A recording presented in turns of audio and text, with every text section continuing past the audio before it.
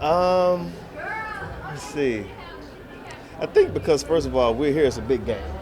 You know what I mean? So it's an electric atmosphere. Everyone's excited. There's a buzz around campus for the game, and Death Valley is probably one of the most intimidating places to play a night game in too. And they got good food. You've seen some of the top teams across the country right now. Where is LSU fifth in your mind? Do you think, or where do you think they are? I think they're one of the top teams. I haven't really ranked them in any particular order yet. You know, and it changes weekly based on the performances, obviously. You know what I'm saying? So nothing's etched in stone at this point, but they're clearly one of the top teams, no doubt about that.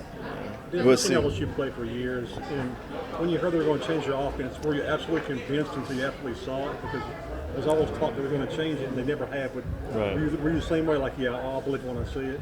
I believe that was the thought process going into it because, like you said, I mean, they've been pretty much stubborn about their way of running an offense for a number of years, and you always hear about, you know, they're going to make a tweak here or an adjustment there, and you never really see it. But it was really refreshing to see. Obviously, we were in Austin for the game against the Longhorns, and it was really refreshing to see them play the style of offense that they displayed that evening. Desmond, how serious of a candidate do you think Joe Burrow is in the Heisman race? I think he's a really serious candidate. I don't know if you follow me on Instagram, but my cousin Hershey, he thinks that he's one of the top 4 or 5 candidates out there because of his performance against not only Texas, but the way he's been able to build off of that. And then you look at guys like Trevor Lawrence, who everyone assumed coming into the season he was going to just walk away with it, and I don't even think he's a top 5 right now. So you get guys like Joe playing extremely well, and so I think he's a serious candidate. But my cousin Hershey loves him. How dangerous do you think this LSU defense is? I don't know, because, you know, the Texas game, they gave up a lot of points and a lot of yards against probably one of the better teams they faced this season. So we're going to see tomorrow night. And, I'm a guy who I don't judge you by just what you do. I judge you by who you do it against. And so this is another opportunity for them to show that they really can do it against, an offense that's pretty explosive, a really creative mind in Dan Mullen offensively. And so this will be that opportunity tomorrow. Yeah, without a doubt. What seems different about LSU from when y'all were here last year for the Bama game compared to now? I mean, the obvious difference is the offense. I mean, that's just, hands and shoulders. To me, it's hands down the biggest difference anyone's seen, and the way they're throwing the ball around. And you probably get 3 of the best receivers in the country, and Joe Burrow is playing at a high level. So that's the biggest difference. Like I said, just answering the question about the defense, I need to see more out of that defense. That was a shootout in Texas, and you don't expect that from an LSU defense. When you look at this offense, what are you seeing? Is it the kind of offense like you would have wanted to be a part of? People say that like I didn't win a Heisman. It would have been cool to get more balls, but it is what it is at this point. It's a fun offense for the receivers. I was talking to 2 of them yesterday. I was at the practice, and it gives them an opportunity to shine. And I think it helps them as far as staying into the game. Because if you have an offense where the receivers are just like blocking like 75 to 80% of the time, I don't think they're into the game as much as if you're throwing them the ball, as much as Joe Burrow and Joe Brady are starting to throw the ball to these guys now. So it just keeps your spirits up, keeps you alive, and keeps you involved. It looked like you were talking to Joe Burrow yesterday after practice on Thursday. Just kind of what are your impressions of him, not only as a football player, but as a person?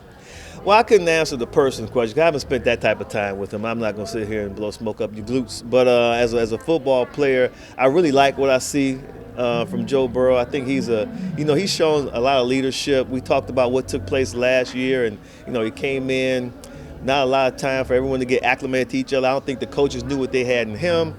A lot of talent that you see this year, they were a year younger last year, so he didn't really know what talent he had. So a lot of stuff now is coming to the top, and people have a greater understanding of what the expectations are, what's what they have in each other and in the chemistry that they have. And another thing that's important is like after practice, like he went to the red zone and started throwing routes with the receivers, things that people just don't see. And so I asked them, I said, did you guys do that this summer too? They said, yeah, at least twice a week. We would just get together by ourselves and we would run routes. We would go down the route tree and we would run routes in the red zone, things of that nature. So that explains why they have such good chemistry now. Because it just doesn't happen, by chance. These guys put a lot of work into what you see happening on game day. Desmond, can you speak to the respect that Ed Orgeron is earning? When he was at Ole Miss, he was mocked. They made fun of him. He was kind of lampooned nationally, and USC maybe is kicking themselves for passing on him as the head coach. And, he's got them where they are right now, LSU. Well, winning does that. You know what I mean? He has a winning program right now. So far, so good. Tomorrow's a big night. It's a big step in that direction.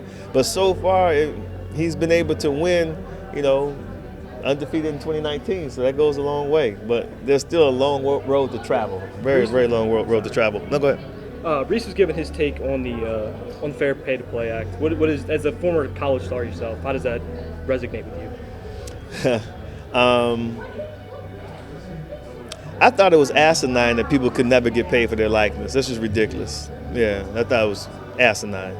I'm a little late to the party, but what do you think, in your opinion, makes LSU's fans different from all the other teams? Well, they started drinking brown liquor much earlier than other fans, especially when they tailgate. Yeah, so that's a very unfair advantage for LSU fans. What do you think about the food? I know you guys all went out to eat last night. Had any gator or anything like that? No, well, they went out to eat. I went to a place called Albasha's because I love Mediterranean Greek food, and I almost ate myself into a coma. And I don't eat beef and I don't eat pork, so I just had some chicken shawarma, some hummus, and some fried halloumi. Albasha's will be very happy to hear that. Yeah, I may go there again tonight. I was there by myself watching the Syracuse and NC State game, enjoying myself. Check my it'll be on my Instagram feed maybe later on. If you're gonna go tonight, you gotta go to Zorba's down on Seguin. Zorba's is a good one? Yeah, it's authentic. Is it really? Authentic Greek. So Get the saganaki. what you saying about Albasha's is not there? It's like, look. I'm just saying, you toss it out there like, this was authentic though. But like these people like they had, okay. like mom and pop, like I'm full just of saying. regression on everything. Okay. Get the saganaki. It's like flaming cheese, and they put it out with like lemon juice. It's really good. Yeah, okay. I may try it. We'll see. Zorba's. We're looking Zorba's. at tomorrow's game, keys tomorrow's game on both teams to win. Well, the key to me is first you got to win the turnover battle. I think it's important to win the turnover battle. Second of all, I think LSU's defense got to play much better than we've seen them in the only other big game they had, which is the Texas game. If you let Florida get the rolling with Trask, who, I'm assuming he's coming here kind of hobbled. I'm sure you guys saw the Auburn game. He sustained an injury that we were all pretty surprised that he even came back from. But if they let these guys get rolling, this could be another shootout. So I would say, first of all, defense got have gap integrity. The defensive backs are going to be tested because the Gators got some pretty good receivers too. But yeah, definitely win the turnover battles. Last question, guys.